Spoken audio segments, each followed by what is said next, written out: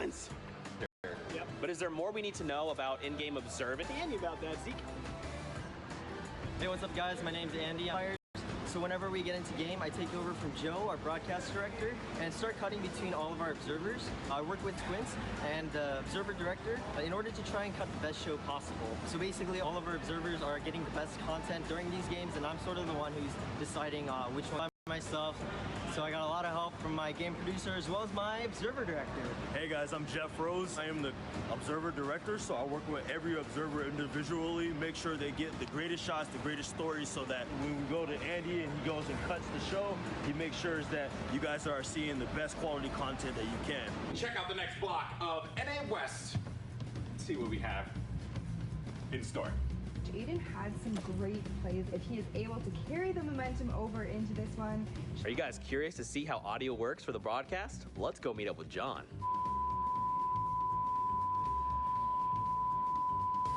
Hi, I'm John. I'm the audio mixer, or A1, on Fortnite. Welcome, Fortnite fam, to the audio booth. This is the audio board. All the audio that you hear goes through my hands. This is all of our wireless microphones for all of our talent. And then right here are all of our in-ear monitors, or IFBs, so that I can talk to talent. Like, usually it's something like, hey, Zeke, turn on your mic. And then they turn on their mics. I think Zeke should have heard that right now. Did you hear that? Nice. Also, I have a window.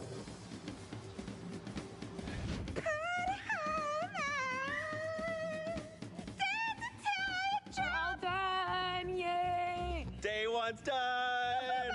What are you talking about? World Cup finals over, guys, okay? I won everything. Guys, I just want to let you know, my favorite person in the world is in this room. Wow. Which one do you think it is? It's not me. I'm happy to tell you. It's not me. It's actually Kitty Plays! Boom! Right there! You know, it's not easy making this look good. Let's go meet up with Monique, the makeup artist, to see how she gets all this done. No, I don't like that guy, Zeke. He's such a... Oh, hey! Hi, I'm Mo. I'm the makeup artist. I'm the one that makes these nerds look beautiful. Oh, Zeke. Sorry, let me just reel.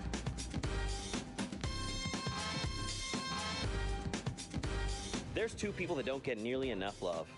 They are the people who operate the cameras, and I'm going to introduce you to them right now. That's Allison. That's Mahoney.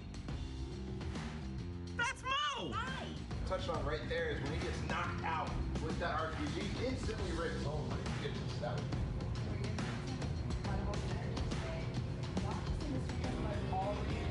North, you know, setting up their cottage, setting up their homes. ready 3, take 3, ready 5, take 4, and 5 minute game! Ready off 5, ready off 6, take off 6. Keep on 1! Ready off 3, take off 3. Ready off 10, take off 10. Take off 5, take off 6. Take off 3. And cut. Keep up the good work. Are we gonna do a Fortnite? Wait, come on. We'll get in here. Let's do a pookie. Let's do a pookie on 3. 1, 2, 3. Pookie! We have a post-show pinata. Get it right now, Zeke. I'm right camera. Hit Zeke in the face.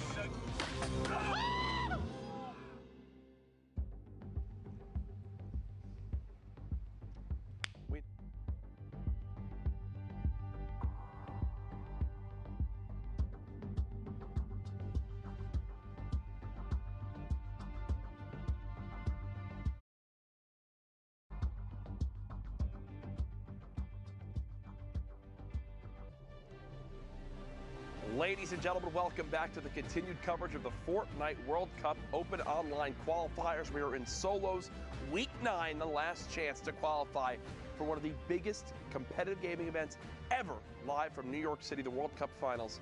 Ken, fantastic.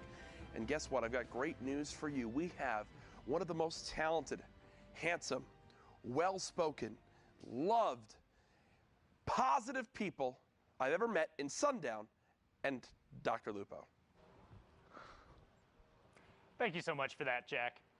Honestly think that's the most genuine and heartwarming thing that you would challenge me to find any drip of sarcasm in that. But I am Sundown, joined here by Dr. Lupo, and we're about to get you into the final moments of the European region for the Fortnite World Cup online open qualifiers. I mean, it's been absurd so far.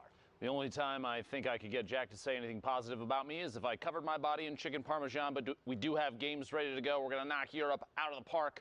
Hopefully we got some shenanigans from them. It's been good games already so far today. This is the last week of solo qualifiers, which means the pressure is high. The tension, it's insane. Because if you're not going to make it as a solo qualifier right now, you're not going to make it as a solo qualifier ever. This is it. Yeah, this is it for the first Fortnite World Cup, and now you can see Mongrel, the player who everyone thought, oh yeah, he's going to qualify. Well, now we're here, week 9. Is he going to qualify? Currently sitting in the 3rd place just behind Crew, and he pushes right on in and takes away everything from Hawkers. You can go queue back up, try and get your last matches in, as we have 25 minutes left in the region. So Mongrel has been seen as one of the top performers in Europe, if not the entire world, since the World Cup began. If you had to pick 3 things from his play style, Sundown, I know you watch so much competitive Fortnite, what would you say the 3 most important things that he does as a player? What are they? The 3 most important things he done are, 1, when he looks to go aggressive, how he shoots first. Like, yes, we talk about how good he is at building, but that's because he puts himself in the position. When he goes to drop down and be aggressive, he's looking to hit his first shot and then trail it up right away. And because he's already aiming in those spots, he's more than likely to hit those headshots, hits the reactions. The second thing, when he decides to rotate, the timing at which he goes enables him to play more aggressive and to catch other people as they rotate. And then secondly, what he does after he gets an elim. He's always looking for another one. It's never pause, go do something else. Gotcha. It's immediately go find someone else, find the next target, whether I need to cover myself from them or whether I need to go aggressive. Love to see it. Appreciate your insight on that. That's why we keep you around, plus the luscious locks of hair, obviously, like a real-life Viking. I hope so. I definitely think in a past life was a Viking somewhere, but now Wolfie's trying to be a Viking here and push right on over into the 1x1. Gonna opt against it and instead just raid and pillage that elim away. Crinkle going down there as we now hit top 30. So top 30, Storm Circle 6. So incredibly tense zone and less than a minute till it comes to a close. Everyone's gonna have to rotate past Wolfie's right here as 2 more go down and we get closer to the first placement threshold.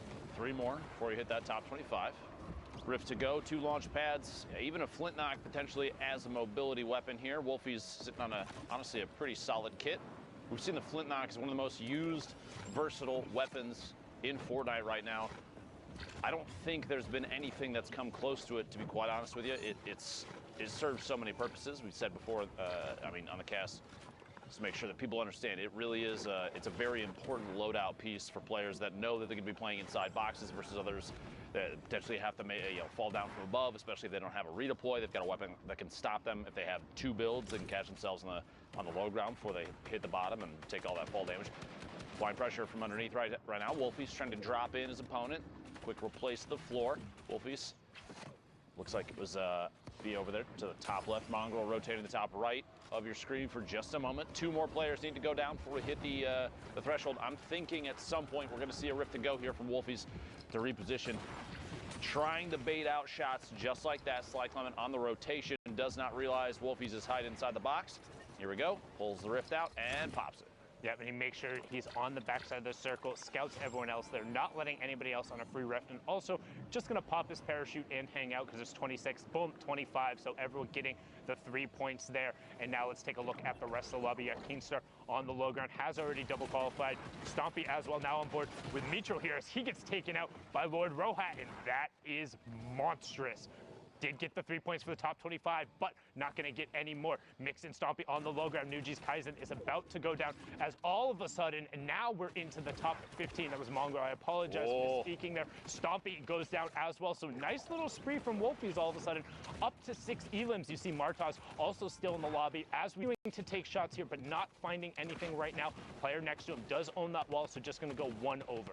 Wolfie's an excellent example of timing the shot, timing the push. Doesn't have to move out too far ahead of the circle if he doesn't want to.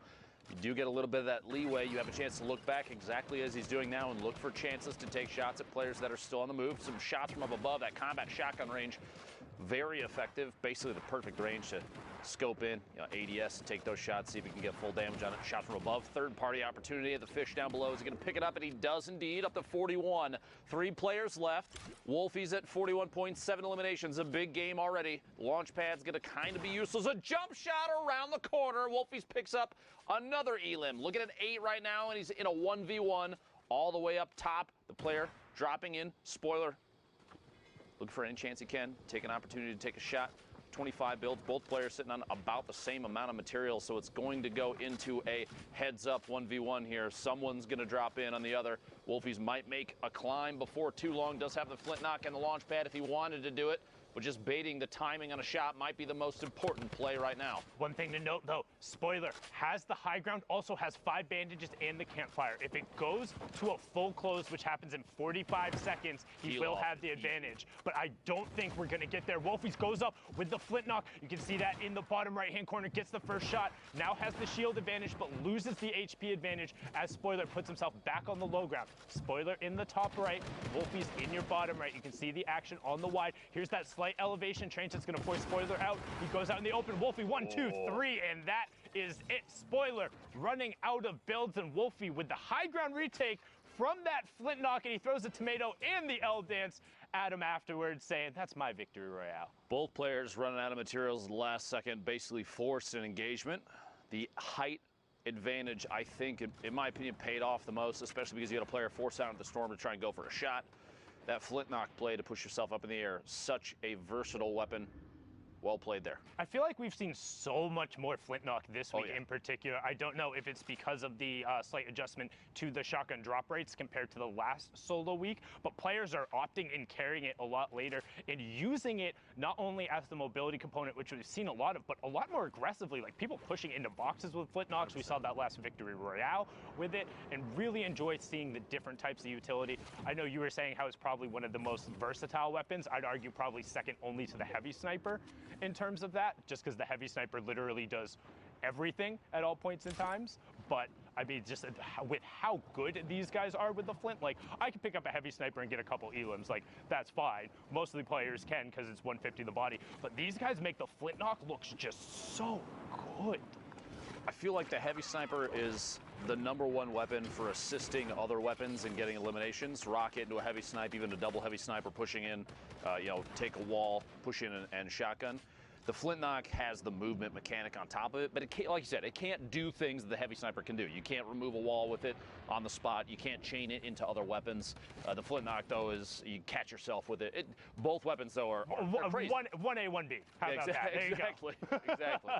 But yeah, I definitely do agree with you, the heavy sniper enabling others and giving you a long-range component. But Airwalk's right there. Top awareness. Just love to see it. Disables Amsdalo and gets everything from it, but needs to circle back and try and get that chug and pop it like now if he wants the HP to get off of that. 50 and 83, not too bad.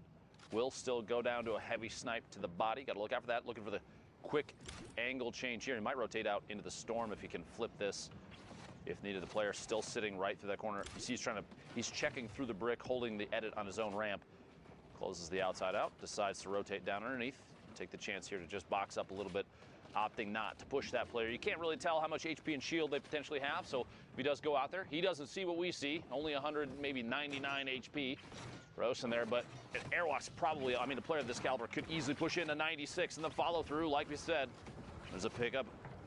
Airwalk's got up to 3 now, 32 points, and a ton of builds. Yeah, and he got the shadow bomb for it, which for this longer rotation is going to be huge. Just the one, though. Yeah. Just the one. Just the one, and is going to pop it early. Also notice you can see that Storm Surge threshold on the right side. So what Storm Surge is, once you get into these later circles for circles 6 and 7, if there's more than 30 people left in the lobby, if you have been the passive player, Storm Surge will begin to punish you. You will start taking 10 damage every second as it comes out through. Once those strikes come on down, and now it turns off since we're below the 30 player threshold. So now just all about the elims, and the rotation since we're not even at the placement thresholds yet. I just want to point out quick, too, as you said, for passive players, Airwalk's definitely an example of not a passive player. He was 500, a little over 500 damage above the threshold, which is insane. And it's shots like that, 80 to the back on the fish on rotation, that kept him safe from Storm Surge. Crusher goes down. Airwalks picks up his 4th elimination. One more elim. We get to the placement points here. The top 25, going to pick up 3 there. Get to top 15, that's 5. Top 5, that's 7. And that Victory Royale is 10. Reminding everybody, if you're just jumping into the stream, maybe you haven't heard what the format is like, always going to kind of refresh that in your memory. All the way up on high ground, looked like that might have been Skype. I'm not sure if dropped in. I'm not seeing him. I believe that was him all the way up there. Number of players, though, 25 heading into the 8th circle soon, as advised. 1 elimination, 35 points. No movement here. Bandages for late game, but that's not going to pay off right now. That is going to pay off. Carrera goes down. Another one. The follow-through finds Ghosts on the move. Looking for the 3rd. The triple gets it. Exon down. 4 eliminations now for Advise. Playing absolutely incredibly. The heads up right now. You'll love to see it. Oh, baby, a triple. Well done right there. And that was Skype up on the high ground. You saw him now just drop back down with a number of players going up. Skype picks up Yahtzee. Mick the Beast also in this lobby. Another player who we've seen constantly in the top 5, desperately trying to get a solo spot. Because again, this is the last week. Kazrola does get ticked over by that storm change. Again, 60 seconds if you damage someone. Random siphon coming through, and we're into the top 15 now with Airwalks on the mid-tarp and looking for more targets. Imagine a situation you get a tag on someone and 50 seconds later they get eliminated by the storm. You get that siphon at just the right moment. Could be so clutch. The timing can be so important on that. 11 players left, 10 now as Sky goes down to the feed. Swaggy picks one off. 6 eliminations for Airwalks. Push through this wall, find a player on the rotation from behind. Back-to-back shots, takeoffs, gets eliminated. Airwalks picks up another one. He's doing so well at finding people on the edge of the storm, getting next to him, and then just dipping out for a second. But the one thing you notice, he never dips out into the storm for longer than enough to take more than 1 tick. It does take a second to go through, and Majestic actually just picked up a triple of his own because of those storm changes. 1 player he elimed, 2 got ticked over from the storm. That should be the player potentially up on the high ground, but now we have our top 5. Airwalks, 2 builds left, is running with that campfire now, but is sitting on 7 elims. Advise all the way up on the high ground. Majestic was on the low ground with Mick the Beast. Airwalks in the bottom right-hand corner gets traded out by Mick the Beast. Zedek drops down in the shadow form. He's not jumping around, so the player doesn't know where he is. 80 to the body. Can he find it? Pushes through with the combat. Says, I don't need a pickaxe. I'll just take your wall anyway. Brilliantly done there, but now can he win the 1v1 from the low ground? Player is 1 box directly above him. He hears it. You see the fake ramps out. He goes up, edit off the side, takes the high ground, drops down on top of 1, 2, 3. He gets it. Literally waiting till the last second. The fake out on the ramp with he had 1 build left at the last second. So he was literally almost the most efficient he could possibly be with all the materials that he had left. Opts to move up a different ramp, throws the opponent off, drop in from above. Excellent high ground take, excellent push with the combat shotgun, and the Victory Royale. You love to see it. Well done there from Zadek now. You see Marcotte and Fool right on the edge of the zone. An intense little 1v1 right now. Trap does go down defensively. Fool saying, I'm having absolutely none of that. You can see he wants to try and get the materials that are there. Trap does get broken on the other side by Marcotte.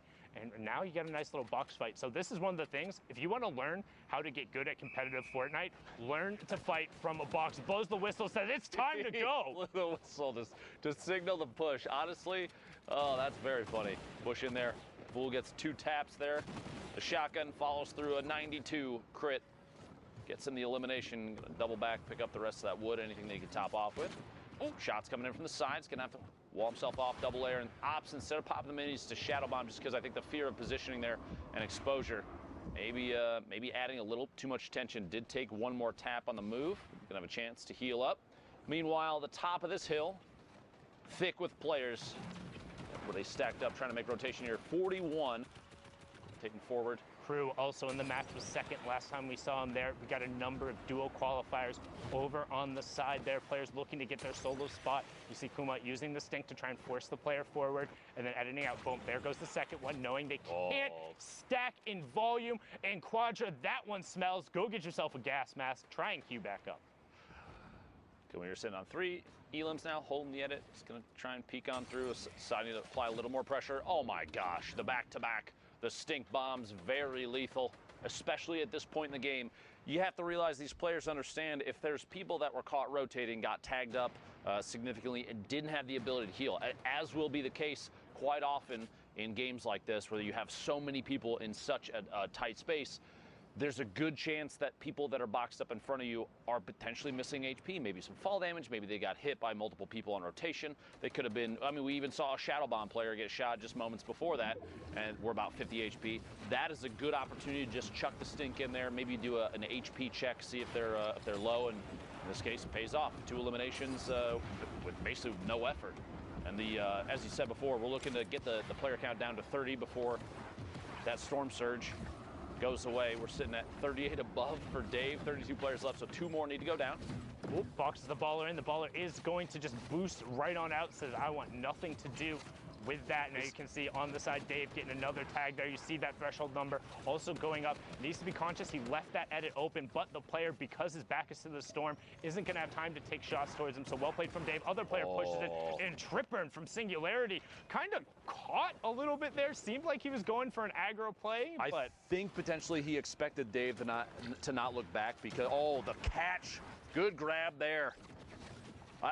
Tripburn, I feel like was thinking, okay, Dave's not looking at me. I'm just going to step out. I have the angle. I'm going to take the shots from this side, and ended up kind of getting clapped very quickly. Dave's reaction of rotation down there. I'm not sure how to say that name. I'm just going to put that out. It looks like a sneeze. I apologize.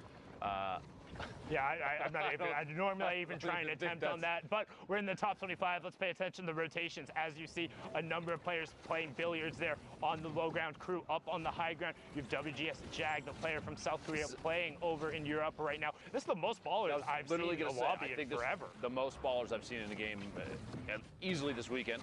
I mean, I don't think we saw this many ballers in Europe when they were at 300 health. Europe has an affinity or like a particular hatred towards ballers rolling around. We've made comments in the past about how they always seem to be fans of taking shots at players that are in ballers on the move when they have an opportunity to. Maybe a follow through here, the back-to-back, can't quite find it. But yeah, look at how many are left out on the field. This is a very rare sight for European qualifiers. I mean, and it kind of compounds on top of itself because the more players who are in ballers, they aren't going to take shots at each other. And if you're not going to waste shots on baller players, you're not going to eliminate them. So, but once the explodes start coming out, that's when things get dicey because the RPGs can damage through the ballers, and with the 150 HP, 1 AR round into them and then followed by an RPG can be a ton of damage. But now Pill is just going to go to work, ignore the ballers on the low ground, running around like they're a game of marbles, and he finds Trockley and he finds Elocrats right after. 13 players left. Still in the rotation here, taking a chance to pop a mini. Does have the campfire, may or may not put it down. Not at this point, the storm's too close to his back. He's gonna have to push forward. Like you said, multiple ballers are still in play, and with players not jumping out and not having pressure applied to them, you're looking at way less than 11 people. The player count remaining, that's not the number that are actually forced to engage each other right now. The people in ballers are almost being ignored. The heavy snipe from behind, and Mavjo picks up an Elim, the push inside. He realizes, look at how many people are around in the same box. And instead, everybody goes up to the sky. No Elim coming out there. So all of a sudden, 3 up, 7 down. Talazeto on the ultimate high ground. Wesley Nutt and Blackso on the low ground. Jag ADX also on the mid tarp. Talazeto looking for shots, has redeploy and the flint knock. Not going to find any, so ultimate high is going to be in his control. 10 players left, but he gets challenged. One more all the way in the high ground, just barely lost it. The flint knock flying up above. What a play! Takes the high ground back. Has ultimate high, looking down from above. Only 29 builds. Has the redeploy to catch himself if he has to jump off, if he runs out of materials, but we'll see here in a second. Somebody else just went up. Yep, you heard it. There it is, the fish flying past. Felizito might take a shot. The flint knock kind of gets stuck in his own box for a second. This ADX dropping in. Mexi from Loot Boy in the middle of your screen there. Tolzito still has the high ground, drops down to the next tarp. Mexi building out, trying to stay in the safe zone. This is the most players we've seen in a zone this tight in a long time. The Rift. That's one. Is one player up in the rift. So you have one player up in the sky. Talazeto on ultimate high ground. Power, Psyches, and Blackso down the low. You have Talazeto in your top right. Power in your bottom right. Talazeto looking for it, and he finds Mexi out of the sky, and he gets the Cypher. Now he's dropping down with the redeploy, looking for Psychic on the campfire, and he finds it. Gets the Siphon, and it's enough to put him over the top for the victory royale. Talazito, you are mad indeed. The 2 Elims being the swing, 12 points. points there. Well done, sir. The transition of the shot with the flintlock midair into an immediate descend, the redeploy to catch himself, and then the swap to the TAC AR and spray through the build while the player was sitting on top of both campfires. 200 IQ. That was oh my really gosh. well played from Telezato. That's probably some of the best overall flintlock usage we've seen. We took high ground, I think, twice. He did. Going there, and then additionally picked up a sick elim on the player out of the air with that heavy shot and then dropped down. I mean, just well done. Literally, you were saying he was unchallenged for high ground, immediately got challenged, and then used the flintlock on a single build out to take it back and force the player to drop. Well played. Well played indeed. What a loadout for the late game, too. Anyway, 43 players left. Next game, Europe. 42 players left. 42 players remaining. I just shouldn't say it sometimes. Looking for 41 players remaining here in a second. Someone trying to pick up another one. That was the first elimination for this player this game. By the way, quick reminder, 5 minutes and 20 seconds remaining. If you would like to queue in, you're in the European region, now's the time to do it. Those last couple in. This is the last week for solos to qualify to punch that ticket to New York City. Don't forget it. And after that, there's no more solo spots. 8 more players will be advancing from Europe. We'll have 6 from NA East, 2 from NA West, and 1 coming out of Brazil. And then the solos competition will be completely rounded out. These are the final moments. Again, don't forget, we will go a little bit longer than the queue times because the average game of full Fortnite is about 26 minutes long. So need to let everyone finish up, get all of those results tallied in, because every single time it's going to come down to the last match of the server, those top point lobbies. And right now, Motor is trying to make a case to get into one of those lobbies as he's sitting in this cone looking for a peek. 42 players remaining, so again, everyone playing absurdly safe. Nobody wants to put themselves at risk, and Motor recognized that, trying to pile in on that player as Paquito and Freck get taken down, and we have our top 40, Tohaj, being taken down as well, and we're still 14 players away from the first placement threshold. Get into the first full move circle here in a second. Circle 6 to 7, transition to the northwest. It'll be an interesting one, too. A number of players up on top of a hill. You see in the mini-map there, that left side based around the supply crate on the map. Holding the edit here. Motor trying to look out and see if there's anybody that might squeak out. He's looking back immediately behind him. I don't know if he realizes the player up above has an RPG. Oh, he does now. If he didn't before, surprise, there it is. A quick attempt. And the seal off, the close off of the edit there. Quick reset, well played from whoever that is inside. Yeah, I just saw a nightmare situation where he had pushed out right after that for the shot and just accidentally stepped in front of the heavy sniper bullet. Now you can see that storm surge turning on right there. Motor more than fine, 502 above. Might regret popping that shadow zone since had a community launchpad placed right next to him, but he's... Oh, I don't think he regrets it anymore. Honestly, Sundown, I think he's pretty happy about how that turned out. What a shot on rotation, a quick 180 in the combat to the dome, picks up an elim. Sundown's mouth is literally sitting open. You can't believe what he saw. That was ridiculous. But one thing that players might not be aware of, he bunny hopped right there to get maximum distance. So what that is spamming your jump button right as you hit the ground to get a little bit of extra horizontal distance, and it carried him past the player. So he 180 and one hit him with the combat. That's what I talk about when, like, sometimes I feel like these guys are playing a different game than I am. Oh, yes, yeah. I know for a fact I can do all of those things. That's not Fortnite. I don't know what that is, but that's not Fortnite. That's some craziness. It's nuts. These guys pushing the envelope, but Mongrel, speaking of pushing the envelope, not going to pull a Mitro on the dual partner there, opens the door, gets over onto the side, and is desperately looking for every point he can. Doesn't want any interaction if he can avoid it. Will he find it? 2 HP? And he does! Motor gets taken down. 26 players remaining. Mongrel, that could have been your moment in the box. 2 HP. Erosi gets Aki. That's 2 more points going over for him. That could be huge. That could be it. And now Mongrel on the side of the zone, back up to 75 HP. What can he do with it? Will the siphon in the mats be enough? 70 materials on the side of the zone. 24 players left. Less than 5 minutes left in the queue times. If you want to go to New York City, you show up right now. And unfortunately, Mongrel is out. Let's see if he can get another queue as the rest of the match is now running. Provoked up on the high ground. You see Stompy, Martez also hanging out. Martez trying to take the high ground away, but SV Alman is up there as we hit the second placement threshold. Top 15 now. Stompy picking up another elimination in the feed. Provoked at 3 eliminations from Fnatic here. Stompy picking up actually another one. Stompy absolutely owning the feed. Provoked trying to box up, stay alive, very edge of the zone. Takes the chance, an opportunity to pop that slurp and get a little bit of a tick. He moves forward, trying to top off the HP. Players fighting underneath him, looking for a chance to establish a base of operations on the move here. And it's going to be difficult. Does get the mini off, though. Looking for players from behind. Very common tactic here. You get into a safe area where even if it might be 3-4 meters, catches someone in the face with that combat shotgun. You look for any chance for a quick whip back, anybody moving in from the outside of the storm, because they're the ones that they're forced to move in. You can't sit out there. And so even if you have 3, 4, 5 feet ahead of them, you can look back and get a shot off and pick up an elimination. 40 seconds left on that European queue. Get in those games if you're going to try and get the last ones in. Quick edit, a peek through. Cubex gets tapped one time, very low. Now you have to remember there's a 60-second window after that damage where if storm damage maybe claims that player gets an elimination, it's going to count for provoked. Dropping in here, 8 players left. Quick swap, shot, back to back, and MQ goes down. Look for another. Players underneath on rotation. Quick headed down to push in, finds another on the outside. One more, looks for another, gets it. Stompy gets another.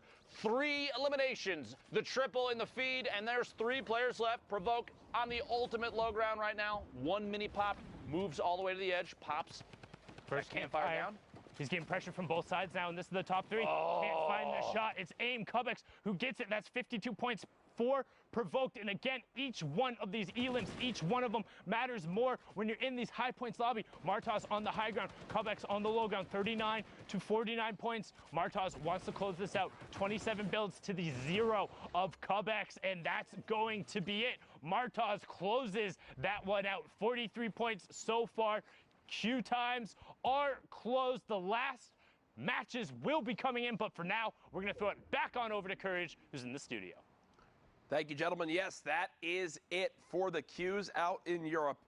You see how dramatic it can be in these final moments. We still have more games to bring you. We want to make sure you get caught up to speed on those exact last matches, but I know, Zeke, we've had some things you were taking a look at that you want to show everyone at home. Yeah, man, let's do this. We've got some cool clips as we make our way into the station.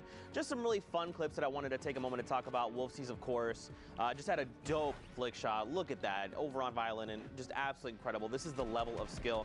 And I just want to highlight his rifling skills and just the way he approaches this fight. He knows the players down below, no builds, and you can just see he's using that brick floor, just ducking behind, making sure it's absorbing as much damage as possible. Airwalks. This is someone for me that I truly believe and I want to see go to the World Cup Finals, especially with the last opportunity. Him and his duo partner Nikov have already qualified in duos, right? We even know his other teammates, Kinsar and Hunter, have also qualified. The difference is that Kinsar right now is the only member from Solary that is qualified. And Airwalks is looking to do the same. We're going to watch this incredible spree. Just look at the way he's navigating all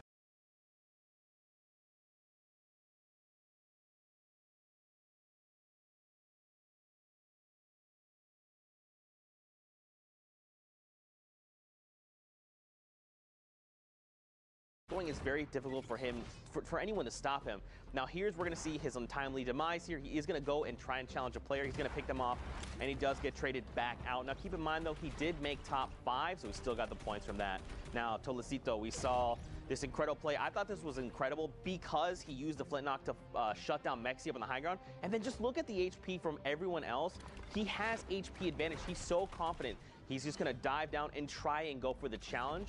Even if the player had traded out, he would have been in a pretty good state either way. So it was a pretty good game for these players. I mean, it's finals day. You know everyone's showing up big, making plays. Insane right there. To have the confidence to drop on down, redeploy. But, guys, I'm not going to hold this up. We've got our final games from the European region. Who will make it to the Fortnite World Cup Finals? Let's find out. Thank you so much, Courage. Also, just want to give a shout out real quick to the guy running the AR wall. Whoever picked the screen that was right there, the way the 2 lines lined up with the black floor. That was actually it looked, cool. I was sitting here and I'm like, all right, that's a cool shot. So, you know, hashtag Fortnite World Cup. We give a bunch of love to the observers. Give him some love right there. Great screen. But now we're on board. Again, these are the absolute final matches. Queue times are done. We are in Europe, 8 spots up for grabs for the Fortnite World Cup Final. This is your last opportunity. If you are one of the best, you need to prove it right now, or you will not be on that stage. You won't be playing with Tfue, with X2 Jordan, with Stompy, and 6J trying to make a case for being there as he picks up Zgrin and then gets on his rotation. Absolutely ridiculous. Between games there, while everybody was watching the quick replay analysis, Sundown and I were talking about the different regions and just how certain aspects of each region stand out, and I think it's unanimous agreement that Europe has some of the best technical Fortnite and some of the most aggressive play that I think we've ever seen, and it is so much fun to talk about and so much fun to watch because these players are playing on a level that I don't think you have to imagine back in the day when Fortnite was, it was the battle royale portion was in its, early days. No one imagined the game would get to this. You can't possibly have said, oh yeah, one day we're gonna watch players, the technical skill and building and quickly editing and dropping in through floors and pushing walls and doing all these things, everything that they do. No one would have imagined it was going to come to this, the quick edits and push through Kais and picking up the first Elam. It's things like this. You could not have told me this is what Fortnite was going to evolve into. And you have to admit, whether you love or hate the game, no matter what you think about it, how things have changed and grown is fantastic to see. People are really pushing the technical skill that I think Fortnite has to offer in a way that no one could have predicted. I mean, it's actually absurd to me, and like I said, I've been able to be a part of the process from playtesting through all of this. You've been around since the beginning. Yeah, I've never would have fathomed that players were doing this. I think one of the first things when I saw this, I was like, oh, it's good because you can be aggressive because you can like build at someone in your own cover. You don't just like hide behind a wall and stuff. And now it turns into, instead, these guys are building literal tunnels and mansions and skyscrapers in the span of 2 seconds. I think one of the plays we saw yesterday with the player, one by one, threw a trap down, edited a ramp, and shot all in the span of 0.2 seconds. So I'm like, all right, you're playing a different game than me. Yeah, right there. Sky taking away Yarkos' ceiling with a single shot, double replaces it, double edits down, and then pushes in the space of nearly a half second. He gets it 50, or I was about to say 57, but 60 points now as the top 15 does literally just take over. The player gets taken down, and Sky is creeping up into that qualification range. Again, top 8 players will go, and this is the last shot. How they earn the points: top 25 is 3, top 15 is 5, top 5 is 7, the victory royale is 10. Each Elam is 1, and Skype certainly knows that. He's been playing absurdly aggro. If he hits you, he wants to go. You saw for just a second in there a quick attempt at maybe a heavy sniper shot, but he realized it wasn't loaded, opted back to try and push through the ramp instead. Very quick thinking on Skype's part, the swap out for the combat shotgun instead of the tac. Pretty common there, player looting inside, but Skype more focused on rotation and position, as placement points will be everything for a player that is this close to making it to New York City. That was so good by him to go around the backside of that building so he could extend the Shadow Bomb timer up on the high ground. 13 up Nay, now just dropping down on the tarp below Skite. So Skite is on secondary high, but he's boxed up right now. Light's gonna begin to work top down, as we still have a number of ballers who are going to begin to get shot out as we head towards the second placement threshold. Kinzo gets taken down there, and Light continues to rain shots down onto these ballers, saying, hey, you gotta play Fortnite with the rest of us. Burn your mask, get out of there. Top 15 is on the board. John22 on Twitch picks up Calzo. Uno OG goes down, and Light continues to check his top, make sure he's safe, and then rain shots down. Dalo gets taken out as we get closer and closer to the top 10. 12 players remaining. Light still ultimate high ground. Skype right underneath. And I believe I saw for a moment Benji Fishy was in this game, but it looks like he's been eliminated at this point. Kaizen on the ultimate low ground, going to have to take an opportunity to heal up if possible. 9 players left, and Light is looking for a peak shot on a player in rotation, trying to challenge potentially the high ground.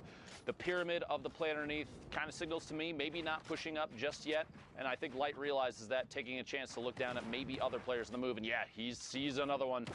There's a scent of potentially elimination. Light getting challenged for high ground now. It's Rapti. Rapti's going for it and then drops back down, realizing he's not going to be able to take it. Pops the shadow form and goes all the way down to the far side. We're nearing the top 5. Now, one thing to keep an eye on, look at the points next to the names. 56 on Light, 64 on Skype. This is for a trip to New York City, as Light is able to pick up 59 there. They want everything they can. 6 Shades gets Rapti, but Skype trades it right back out and loops back into the zone. Skype on the edge of the mountain tries to find the jump pad, and he Light gets it going to the Sky. Light trades out Miles on the top, so now 60 to 67 points, but Skite on 55 HP. Light pops the Shadow Bomb. What's he gonna do? Opts to drop down, so now Skite has to know he's down there. Skite has no mobility. Storm ticks it over. Light gets the Elim credit as well, and that's gonna push him up to 64 as well, so evens it up. We're getting down to the final moment. Depending on where this was in their games played, we're looking at 64 and 67 players for Light and Skite respectively. That potentially could have been a prevention for Skite to make it to New York City, or pushing Light all the way close enough to qualify if he has a game left.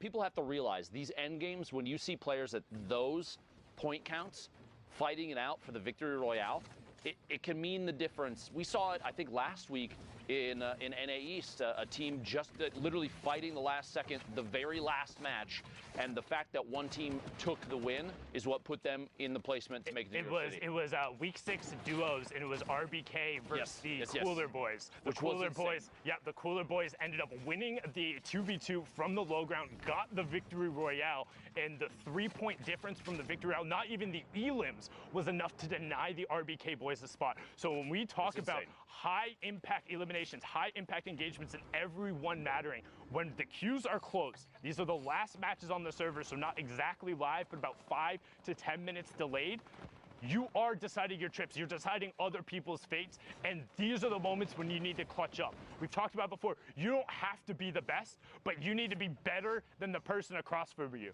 And when you're dealing with the best of the best in a trip to New York City, that's still got to be really good. Yeah. And that's why I'm here behind the desk and not at the game. I'm so glad these guys are so good. They make our job so incredibly easy. And like, so much fun. If the gameplay was really difficult, it'd be hard, but it's so hype. You guys are so good. Just shout out again one time, #Fortnite World Cup, to all of the players who have competed in the arena, in the tournaments, on Saturday, on Sunday. Thank you so much for doing this and making incredible plays and giving us this opportunity. I do want to say too that one of the most common, I think, criticisms of competitive Fortnite is typically, the shots through, kills only, almost finding that Elim, gets one big hit, can't quite find the second. Exotics does pick that Elim up. I was gonna say, one of the most common criticisms of competitive Fortnite is, everybody's sitting in 1x1s, not doing anything. You know, it's kind of slow play from time to time.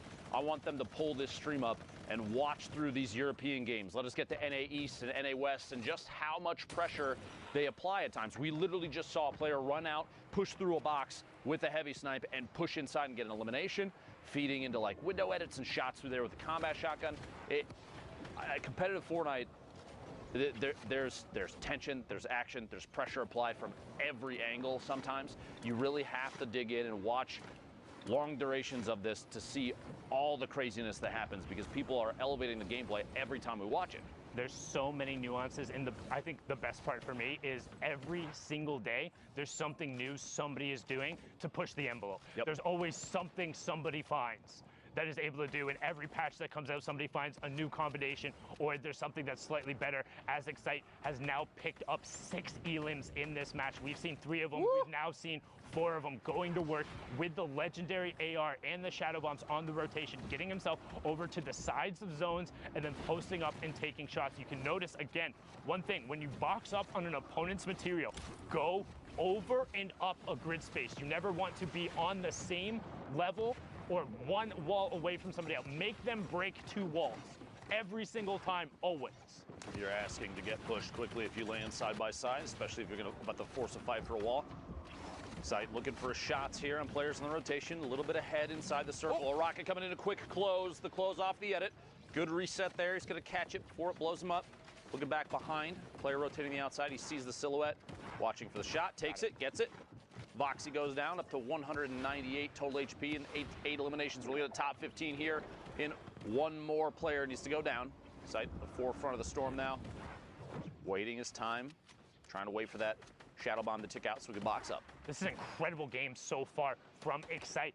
With that pushing over, he's on a 13-point match right now. Let's look at the rest of the lobby. Artur up on the high ground. You have Miko, Lars, Lawboom, Motor, and Zyfler all on the mid-tarp. Rest of the players on the low ground. You see Noodle Kongan just get ticked over from the storm there. Motor going to begin to work top down, sitting on 41 points. Gets the headshot, knows there's white damage there. player in the box, sees him get eliminated, but he wants to continue moving forward. That was Maxa and Excite, who both just got picked up, and Motor is completely out of builds with no elims. He has to find something or has to find a way to drop down. Luckily, a player building on the tarp beneath sees the Shadow Bomb drop, and he's going to use the Pine Tree to not take fall damage, find Go-Go's on the side, and also gets all of his mats and a med kit on 80 HP. That could be huge. You have the ability with the campfire, but he's dealing with such limited ammunition in terms of the small rounds. Wallboom goes down to Artur, and we get closer and closer to the final placement threshold before the victory royale. Motor opts to pop the campfire early. If he goes to full 100, this could end up being detrimental to him trying to medkit if we go to full heal. However, don't think that's going to happen with 90 seconds left. Antaret gets Miko, and we're into the top 5. 44 points right now for Motor. Pressure from above. Gonna have to box up and wait. See if anybody can make the move. Like you said, a big material pickup just moments ago for Motor, but not enough ammunition to make a difference. Artur on the ultimate high drops down and reconnects quickly. Very important move there. You see he places a couple services and builds his way back up. Quick shotty shot. Anthrax trying to apply pressure. Player drops in, shots on the outside, gets Lars. Gonna have to rotate into the zone quickly as that storm is ticking for 10. 3 players left and pressure from underneath. Anthrax sitting on 2 builds, 15 bandages, but it's not gonna be enough to keep himself safe unless he picks up this elim, maybe some materials. 2 big hits, can't quite find the elimination. Gonna try and get ahead of the build. Shot from above. Pressure from the third party, and Motor picks up that elimination. A 1v1 heads up situation. Motor at a huge disadvantage in the storm, ticking slowly, and Artur sitting on enough builds maybe to apply pressure. Down to 10 now, the drop in, and finds the elimination. Only 2, but it still gets the job done. A 12-point victory royale pushes Artur to 42 points thus far. And again, don't forget, with the prize pool being doubled this week, even if you don't get one of those qualification spots there, the money is doubled in every single one of the placements, so each one of those interactions could be the difference in a little bit of a bigger paycheck. But now we're swinging right on board over towards one of the snowy biome areas in Happy Hamlet. 38 players in this match. I think Happy Hamlet's worthless. And what's it like? As in you don't like the drop spot, No, or terrible. as in like the town like shouldn't have ever been developed? I think that they have outdated laws about leashing your dogs, and I also think that the loot positioning is poor. I do not like Happy Hamlet. If you agree with me, hashtag Fortnite World Cup. All right, hashtag Fortnite World Cup. What is your favorite solo drop spot? I know Lupo's is a not Happy Hamlet, so what's your favorite solo spot? What's your current solo drop spot? My go-to typically is going to be, okay, so there's a little pirate camp in the southwest of Pressure Plant that before the volcano went off, that's where I was consistently dropping. Recently, though, because of the changes, I really like Valhalla. I like the dance club. If I'm dropping solos and I'm not going for, like, because there's a different play style. Competitive, super serious, ultra World Cup qualifier, where are you dropping solos? I'll go Valhalla, and if that's contested, I'll fly past to Snobby. Okay, cool. I like that west side of the map, typically because it is not often challenged. You have so many opportunities for rotation. The only problem is, like, you have the rocket base that now is kind of decayed a little bit to the northeast of Snobby. You have Valhalla that's up there. That you have a lot of places where there's going to be people that can see down from above. But I mean, you also have a quad in there. You can quad fly your way back over the Neo Tilted. What a back-to-back! That was 2 shots sequentially.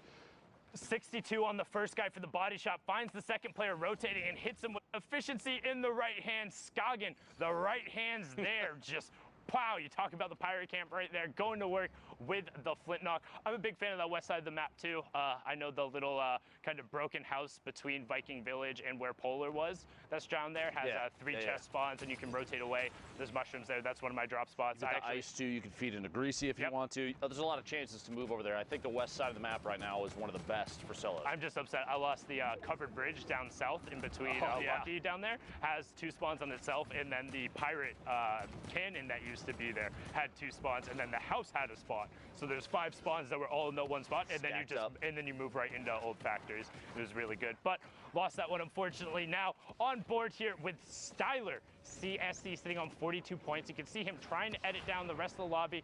Not sure about that Shadow Bomb. He popped the Shadow Bomb like he was going to rotate. He saw the supply crate and then like I think he thought about it for a second and said, you know what, I already used the Shadow Bomb. I don't want to make this, I don't want to feel like this goes to waste, so I'm just going to, instead, I'm going to push for the rotation. But you can see in the bottom right-hand corner there, that supply drop just goes completely to waste. There was no one there. Let's look at the rest of the lobby. Martaz, Crippa, Waldo, Kisanth, Orc H, Fool, Bayonne, Mods, Blazin, so many players. Mexi over there in a baller rolling around. Talazito in there and still above storm damage. So if you are rolling around in the ball, you will be getting the ticks going there. Have to play aggression, have to play aggressive going through to turn that off or just tag somebody. Knox in the feed a second ago, I believe, being eliminated by the Storm. Looks like that threshold did get to him, down to 31 players. Need one more to go down before Storm Surge is no longer a factor. 94 above right now for Styler, taking quick peeks, maybe thinking I need to get a hit on somebody before it's too late. I'd say back-to-back hits is pretty good there. Pick it up an Elim, pushing it to 30 remaining. One through the wall to the right. Quick shot, misses twice, but finds a third. Tart goes down, picking up the second Elim so far for Styler, sorry. 29 players left. We're 4 away from placement points. And this is so many people trying to rotate simultaneously through not even the ultimate low ground, but just kind of the mid is just full of people. Every single layer is a fresh tarp, and you have tons of new builds and a lot of metal coming up. A lot of metal going through it, and you've got to work through the old builds as Brism gets taken down and misses out on the placement point. So now on board here with Haibuzin as he makes his rotation. Mexi out of the baller, picks up Savid. Ghosty gets taken down as well as Haibuzin. As he edits down, gets the shot, and then the tick over from the fall damage, I think? No, that player might have gone through. I think that player that he shot actually survived. There was a storm. Oh, it was the other player who went through. Gotcha. Yep. Okay, understood. Fool picking up an elimination with fall damage in your feet in the top. 4 Elims right now. Haibuzin trying to push up through. Like I was saying, the player builds that are out there right now, so difficult to push through if they're metal. It requires so many more melee hits from your pickaxe to try and break. It's going to slow you down. You're going to take storm damage from it. It's going to put you in a worse position. You won't be able to get to the forefront of the storm while other players are trying to rotate. Next from Loot Boy looking for a peek shot there. Going to drop out of the box. Looks like a little bit of a delay there. Just madness on that low ground. Everyone is down there as we're getting closer. Boom, there it is. Top 15. Styler does get taken down on that mid-tarp by Mods. Harvey gets Kisan. Mexi gets taken down by Zealous. Bayonne there. Brilliantly done. Topped out on the light ammo. Crippa gets Fool as Mods gets Blazin, and we're into the top 10. Top 5 being left. Drops Martaz in with the edit. Catches him on the move with the corner edit and a quick swap. Oh, man. Sorry. That was insanity. What a quick reaction there, man. Now at 2 eliminations. Only 24 builds, but G just picked up all that brick a second ago. He's digging through any materials he has left. Bodobon all the way in the high ground right now. A single layer across, but it doesn't really matter. No one's looking up, and he's got RPGs for days. Looks like he's going to look down from above and try and take shots. Good pick up some Crippa on this mid-tarp right now as Bothobon is going to work down. Bayonne on the mid-tarp. Top 5 just happened as Haibuzin gets ticked over. Shadow, will he be able to pick it up? Bayonne gets Shadow, though, on the turn. Can Bayonne catch back up to the zone? And ramp. Crippa gets caught by Bothobon on the high ground. The single tarp strategy on the high ground. The one rocket he fires down for an Elib and the victory out. He says he can take that out. Well played there. Even just the single layer of brick, because there were so many. That's actually really, really good thinking on his part as he's moving forward. He looks down and says, no one's going to challenge me. There's so much mass in the way that no one's looking up. I just need to keep this. I got to find a spot to connect it. And he dropped down and did that, that's a super common strategy, especially in duos. Typically, you have players that are one's applying pressure, taking shots at people, while the other drops down and reconnects the builds, and they swap roles back and forth.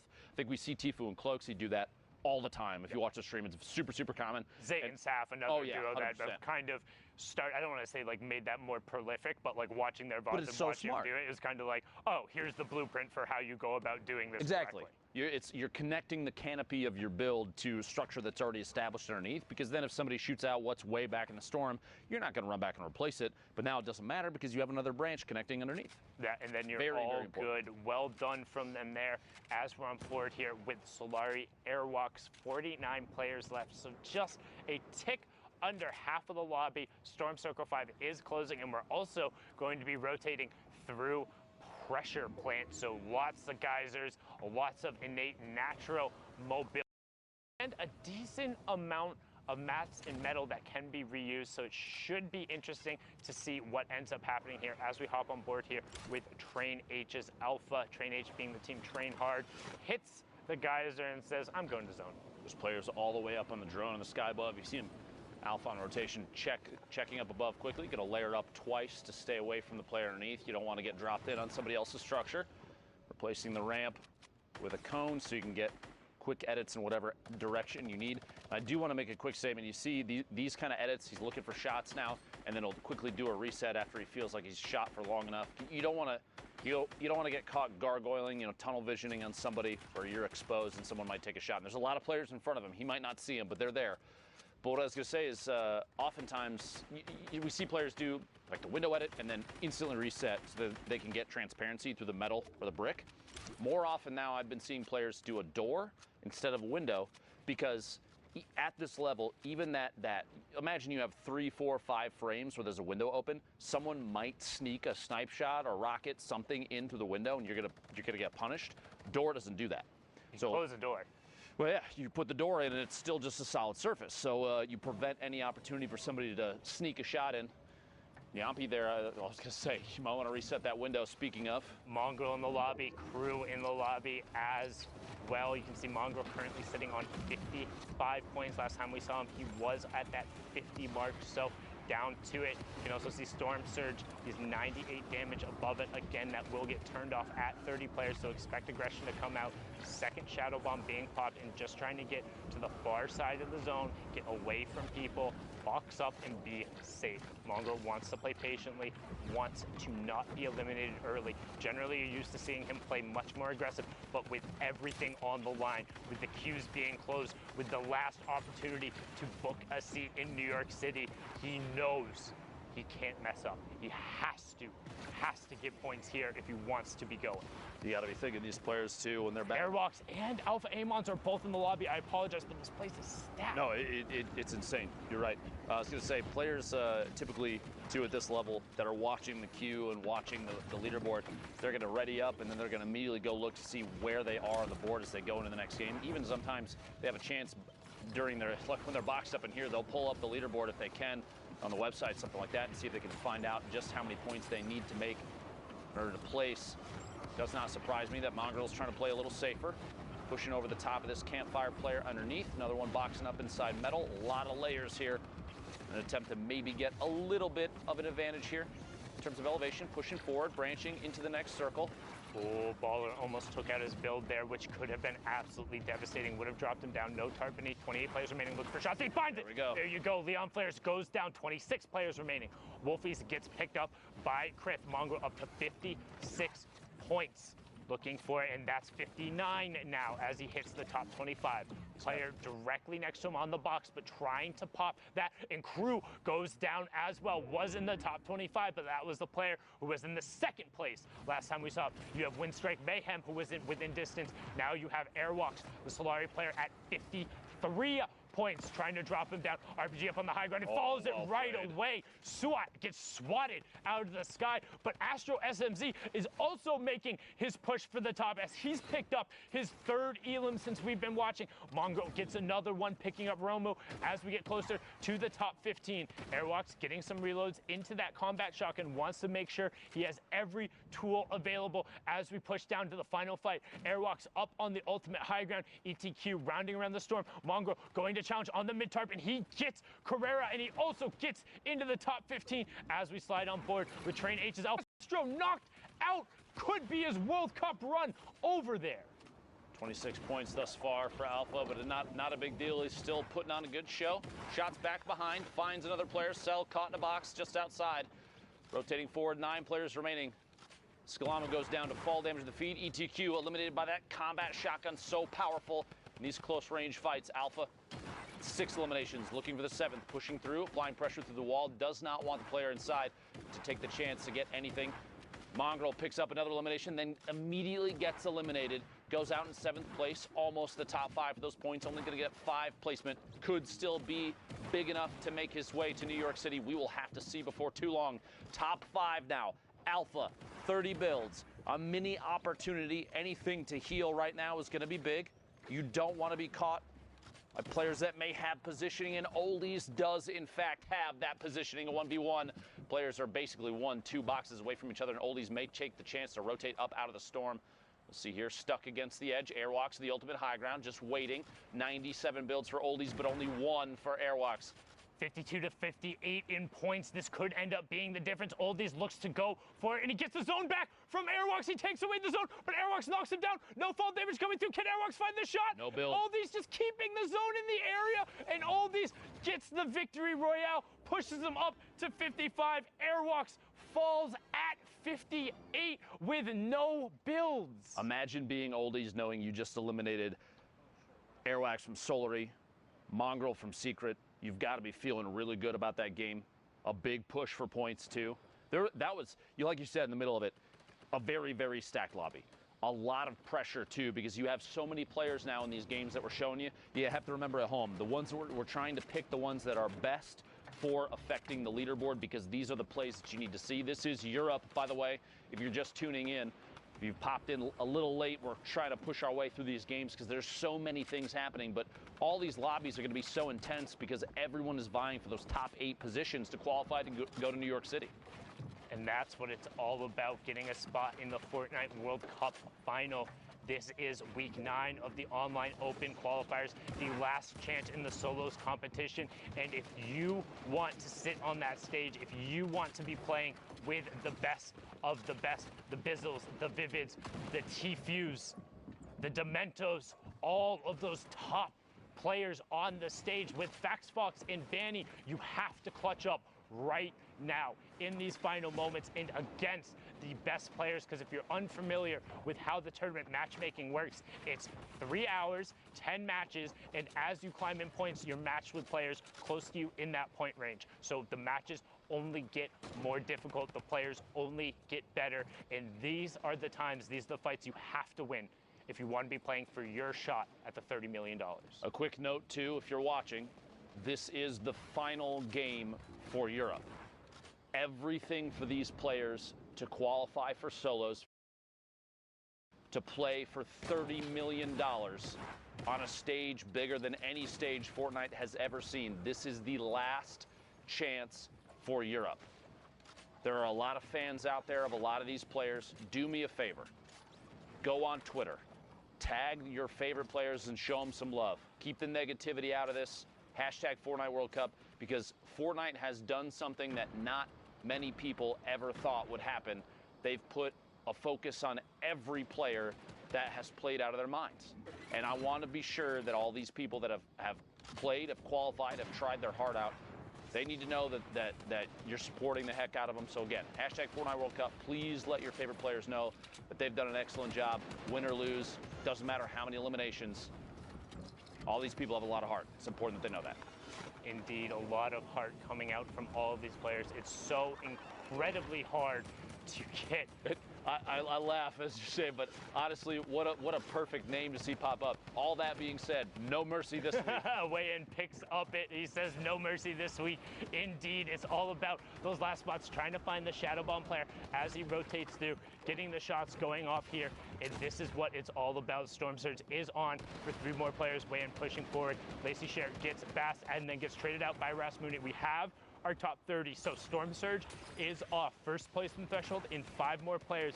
Black Sue over there in the mid-tarp, gonna hop on board with him, sitting on 46 points right now. Going to need a monstrous performance if he wants to top off. He's seen a number of players pushing up towards that 60 range. Don't forget, 8 spots coming out of Europe. Top 25, the first placement threshold, and Blacks is in a good spot to hit it with the 4 Shadow Bombs, using the first one now.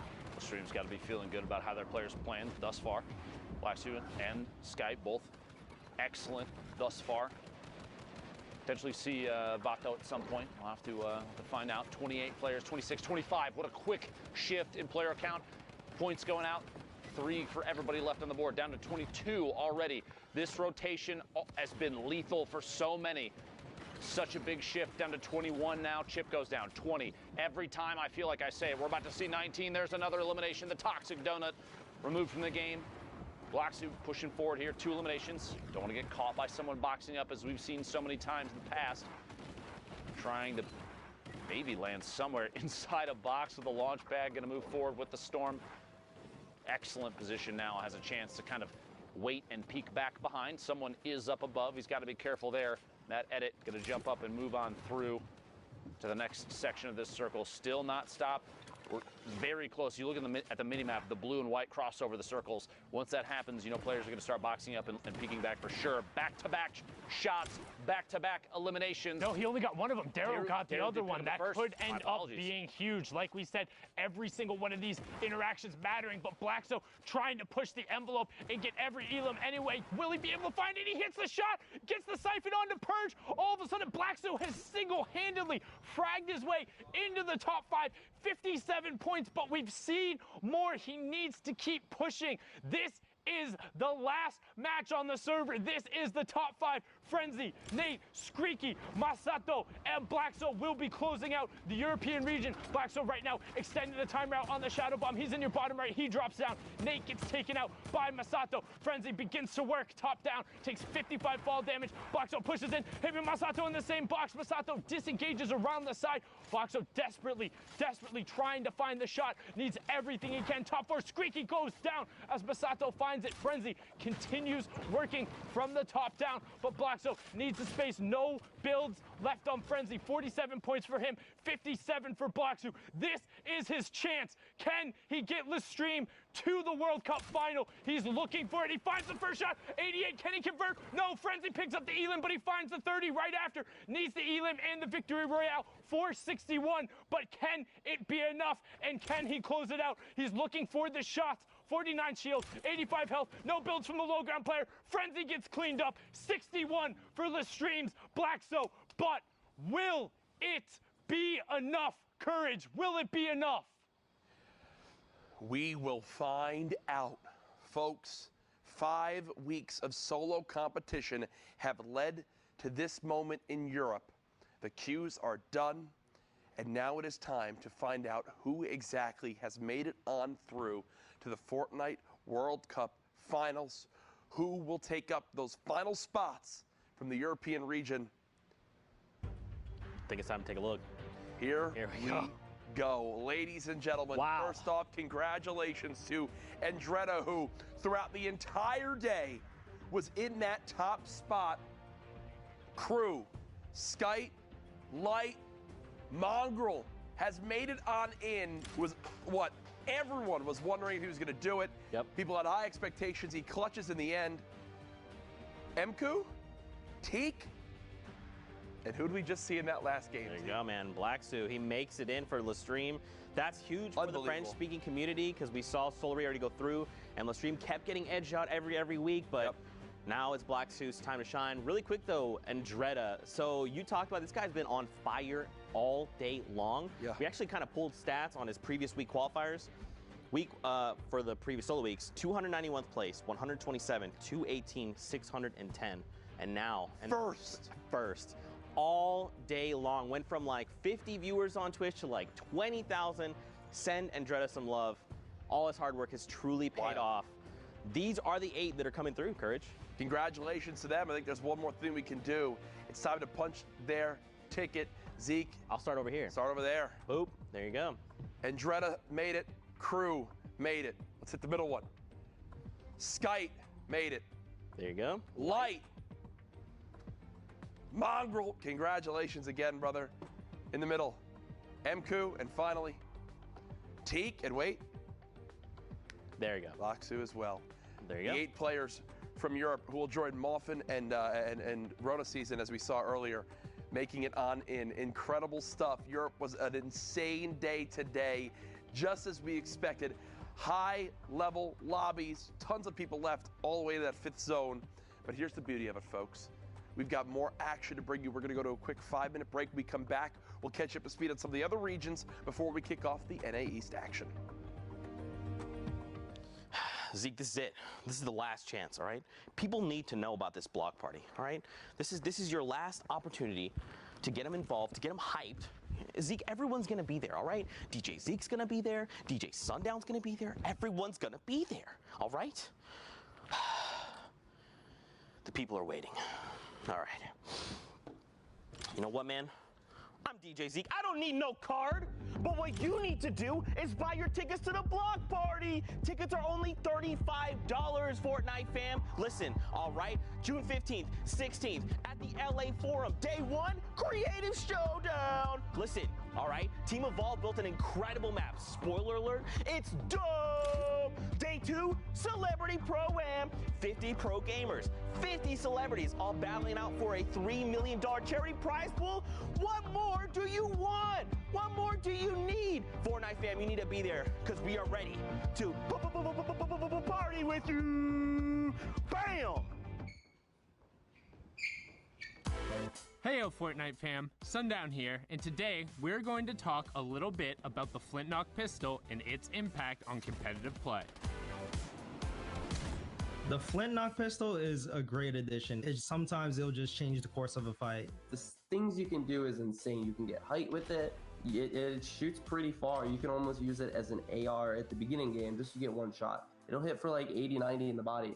And this is looking really good for Horrify, but the Flint-Knock is going to get the high ground. Nikiva, such a smart player. The Flint-Knock is a common and uncommon weapon that uses heavy ammunition. It does 86 or 90 damage depending on rarity, and it has a 2x headshot multiplier. This means that outside of a sniper rifle, it has the highest single shot damage potential in the game. However, the Flint-Knock only allows for one shot at a time, has pretty decent damage fall off, and also takes 3 seconds to reload. In addition to all of this, the Flint-Knock also has a mobility component to it. When fired, it will impulse the shooter backwards, and if the bullet strikes a target, it will impulse the target away from the shooter. This can allow for some tricky plays to be made. Player there, runs out into the storm, jump, turn, finds him, yeah! We've seen a decent amount of use out of the Flint-Knock during the Fortnite World Cup online open qualifiers. So let's hear from some of the qualified players to get their opinion on its addition to the game. If I'm low on HP and I have to choose one weapon, it will be this one. You can actually like kill someone from 200 HP to 0 without taking any shots. And it's also really good for competitive play because if you're high ground or if you want to get away from a situation, the Flint-Knock, when you use it, it knocks you some distance so you can get away or you can get high ground over someone. I think it just adds a lot of like different plays you can make with it. I think it's good. I personally really like the Flint-Knock. I think it's a really good weapon. I think it's a really, really strong weapon in the right hands. You need to know how to use it and you need to base your whole game around it if you want to use it right. It's just the kind of weapon we need more. I definitely think it's one of the better things that have been added skill-wise. I like that it's so versatile. I really like it competitive. Definitely deserves a spot here. Thanks for watching, and hopefully you saw how the Flint-Knock can be utilized in the right hands. What is the best Flint-Knock play you've done or seen? Share it with us using the hashtag Fortnite World Cup, and we'll be seeing you guys on the battle bus, or maybe Flint-Knocking through the air.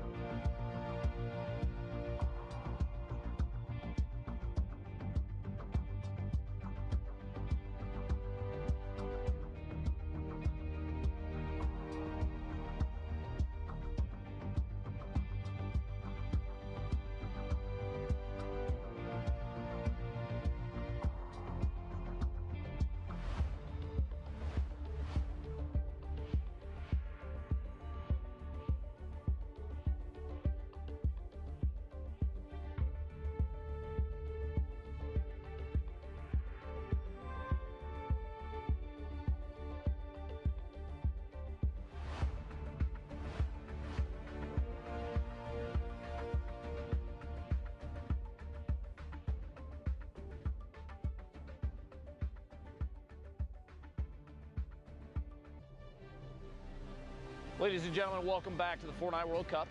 This is the final week for solo qualifiers, so if you're trying to make your way to New York City to punch that ticket, now's the time to do it. If you miss out, that'll be that. Coming up next, we have Asia and Oceania replays. Those regions have already played out, but before we get to that, I asked a question when I was with Sundown casting the end of Europe, and and that was where your favorite drop spot was. And we are lucky enough, because of the magic of Twitter and the production team who is always top-notch, we had a little social walk. I want to see what everybody said about everything. I just want to put this out there immediately.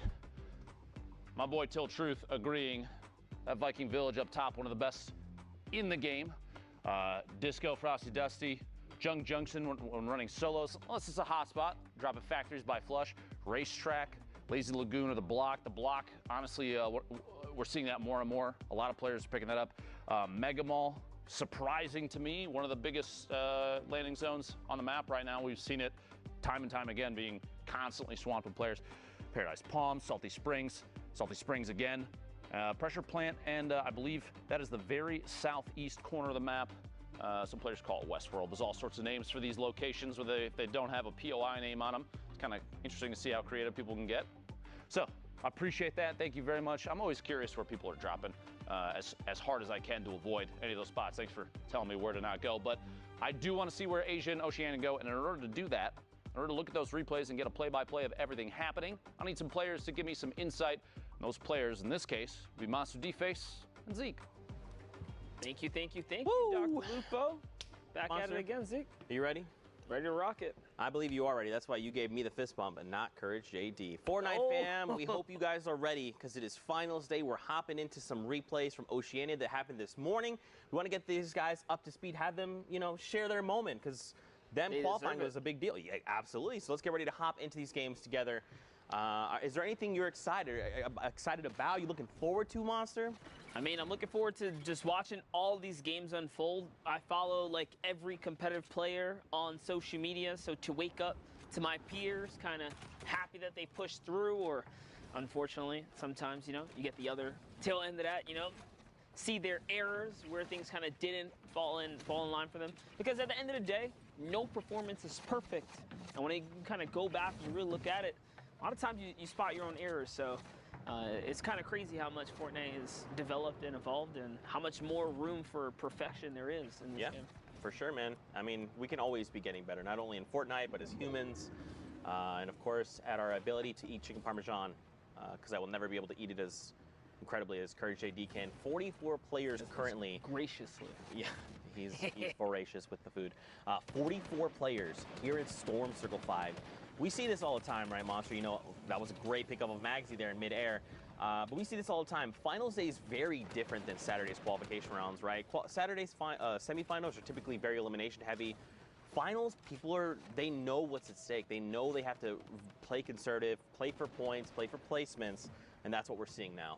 Yeah, it definitely goes without saying that these last days when everything's on a line, there's just so much more pressure on you to perform that you are going to be more hesitant. Not only that, you have to respect people that are able to make it through to the top 0.01% Sunday for qualification, because at the end of the day, look at how many players don't make it to Sunday. Like, literally, it's not easy to crack out 30, 50 points, 60 points if you're on EU at times, just to make it through. Like, the competition is that stiff. So there's a lot right down the line. If you make it through to Sunday, you got to give yourself a pat in the back, regardless of how you do it, because it's no easy feat. And if someone makes it look easy, just understand that guy is miles ahead of the competition. Yeah, for sure. And I think even if you don't qualify, right, there's always going to be events going forward in the future. There's always another opportunity.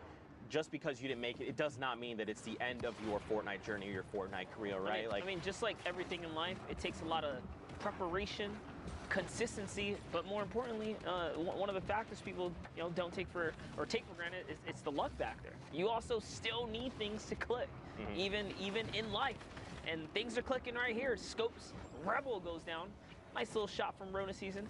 What we saw did pull through. Yeah, that's right.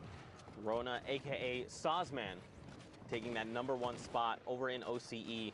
He's already on 4 eliminations, so this is probably his maybe second game, right? Because he has 10 points here, and we're not even top 5, has the 4 eliminations, and he's hard. So his game before must have just been his initial game for 6 points total. And now we're hopping in. How are things going to unfold for him? He just hit top 25, so first round of placement points coming out. Don't forget, guys, 15, 5, Victory Royale. Those are every single threshold, and every elim is a point. So already at 7, I don't know how to do math, just from elims and placement.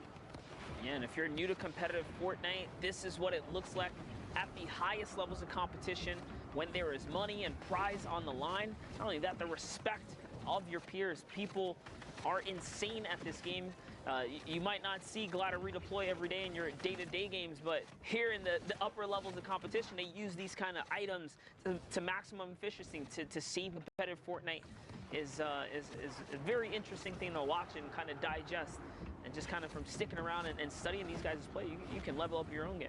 Especially like the minor differences between different people's play, right? Like you as a player, you might say, I love Glider Redeploy, and that is my go-to item. Yep. For me, I might say, look, I value the Shadow Bombs more because it just lends itself to my playstyle and the things I'm looking to do.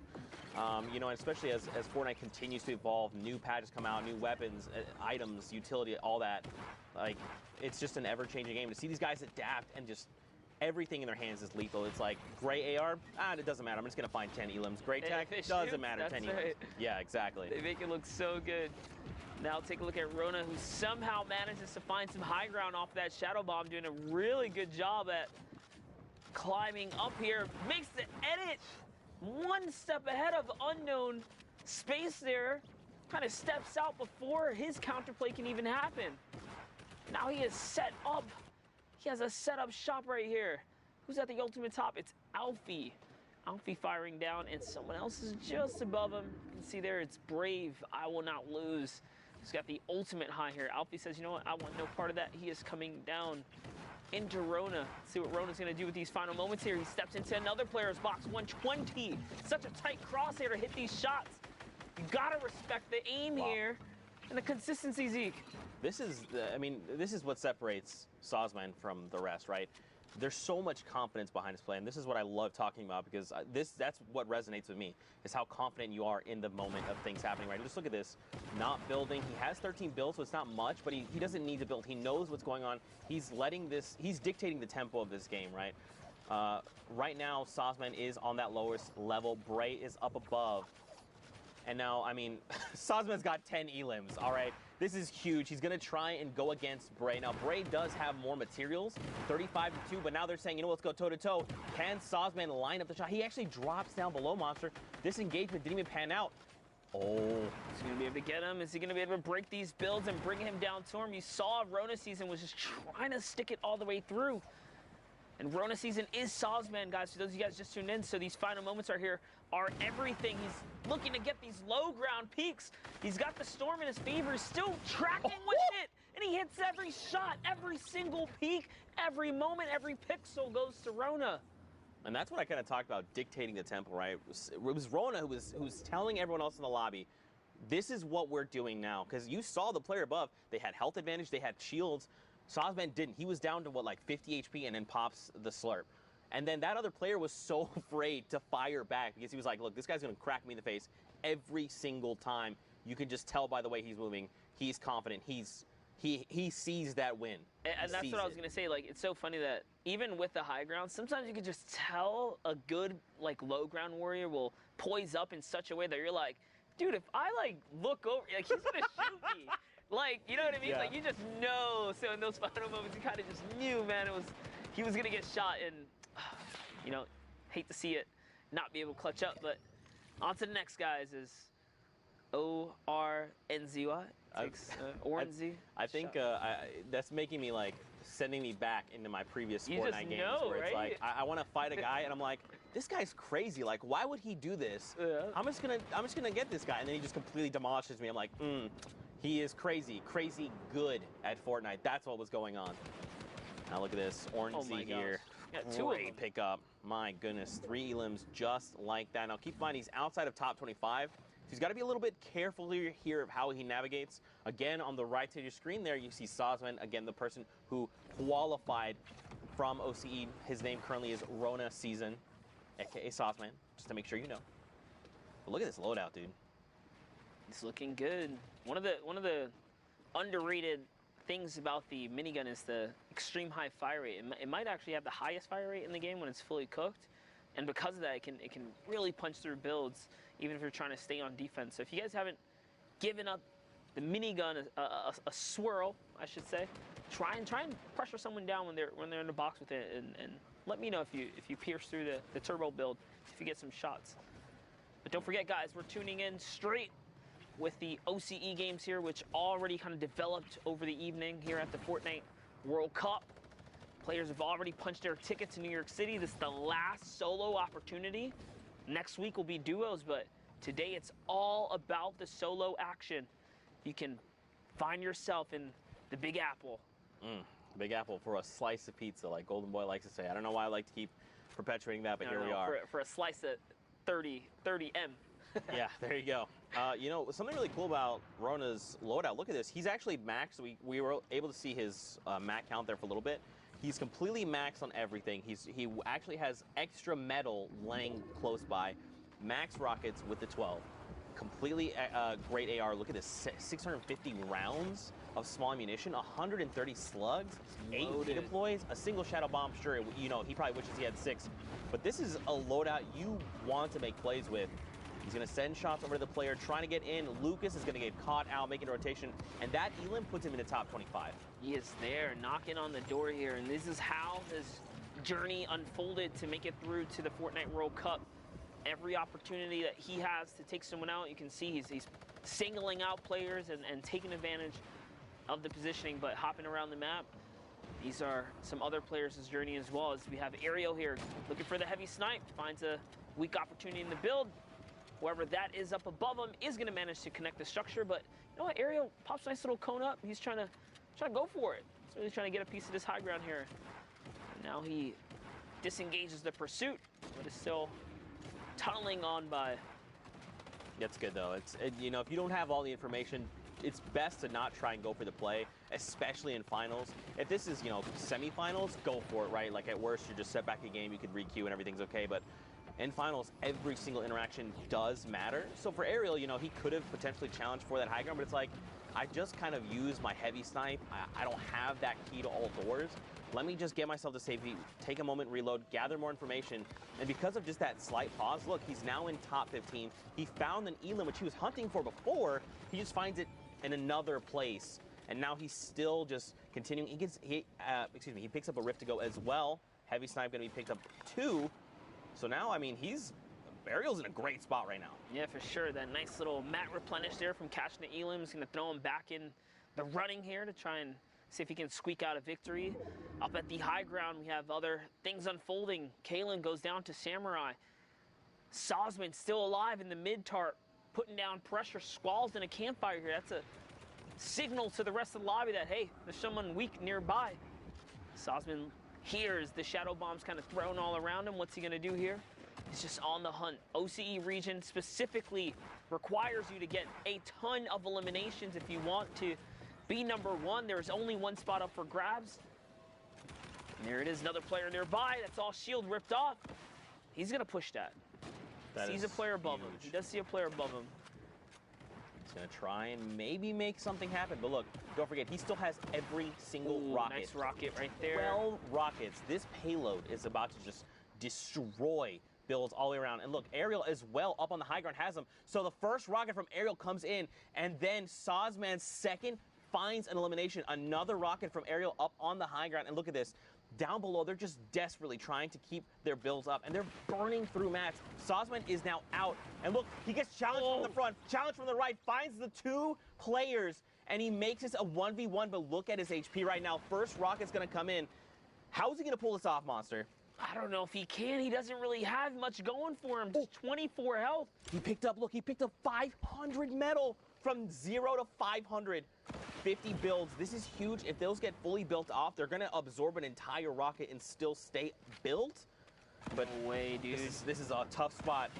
Oh. That's a tall ask. That's a tall ask. Really was. 200 HP on Ariel with the RPG as well. He was fully loaded, med kit, minis. He had everything he needed. That was a tough end game for Sosman. But hey, second place is not too shabby in this format. You get you know, a ton of placements, but more importantly, those 2 eliminations to squeak out. We've seen the difference of 1 point was literally what all these games came down to. So that little flick of the moment, that little, you know, reaction to jump down there and go for it, that's the risk you take, and that's the payout you get. Now we hop on over There you go. This is, so don't forget, this is now, we're in Asia replays. You can see at the top right. So these happen again overnight while we were all asleep. I was asleep like a baby. That's not true. I woke up several times. I was mad about it. Moffin XD, though, was the victor coming out of that Asia region. Yep, you can see there, Moffin finds someone hiding in the cone. Does capitalize on a nice little elimination. Sees the loot back there, but might be a little too far to go scavenge for, so he's just on the hunt still here. As things are poised up outside of the Dusty Divot. Really tough place to battle out of. Never want to find yourself in the center of it. Nice shot right there. As he catches someone who's running right by. These competitive players are so good with the accuracy. Oh, he's trying to play the loot hoarder here, trying to get all the mats and stuff that he did not battle for, and now he's got the storm against his back, and there's no way that man was going to get out of there, because with the 60-second threshold now, the storm can also just reward that Elam regardless to Moffin here. And whoa, he jumps into the zone for the desperate materials. Didn't even rift out. Ouch, it's going to cost him like 70 health there, Zeke. That's a lot. Okay, so he did pick up 3 campfires. Sure, he can heal up, but that's such a tell, right? The moment you place a campfire, you're telling everyone around you, hey, I'm low HP. I have to use this if I hope to survive. Now, keep in mind, he was at the edge of the storm. He had quite the rotation to make. Because he dipped into the storm, everyone else is already making their way into safety. He's going to have a relatively safe rotation, but, like, again, he's in critical condition. If he finds an Elam, it's going to be huge. That Siphon's going to just put him right back into fighting condition, but he's got to find that Elam. Dude, talk about, like, insane rotation. First of all, he didn't get shot once coming from the further side of the Dusty Divot, and there was multiple players set up on bases. That is what we call that little bit of luck back there, that sometimes you just need to kind of pull through here, because it doesn't happen like that very often. Someone gets rifted up there, Moffin lands a nice little 78. He's still in the game right now. Still in the game here. He's going to reload that heavy snipe. So just look for an opportunity. I doubt he's going to try and go for close range snipes. He's probably going to use that to just punch into people's bunkers. He has his own rift to go. If things get a little hairy, I think he probably wants to use it, because if you, this is great. Just punch you, there you go, and use the other player's rift. Community rift again. Yeah, but look where we're going right now. We're going on the little lip there of Dusty Divot. That's such an incline that if you don't make it first, you can actually box other people out, and then you have to